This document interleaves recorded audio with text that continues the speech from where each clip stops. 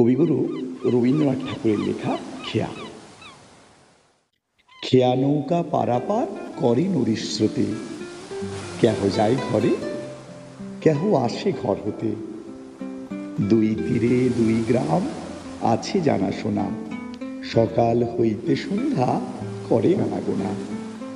পৃথিবীতে কত দ্বন্দ্ব, কত সর্বনাশ, নূতন নূতন কত গড়ে ইতিহাস। রক্ত প্রবাহের মাঝে ফেনাইয়া উঠে, সোনার মুকুট কত ফুটে আর টুটে। সভ্যতার নব নব কত তৃষ্ণা ক্ষুধা, উঠে কত হলাহল, উঠে কত সুধা।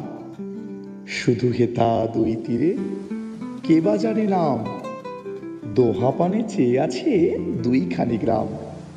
এই খেয়া চিরদিন চলে নদীর স্রোতে, কেহ যায় ঘরে, কেহ আসে ঘর হতে।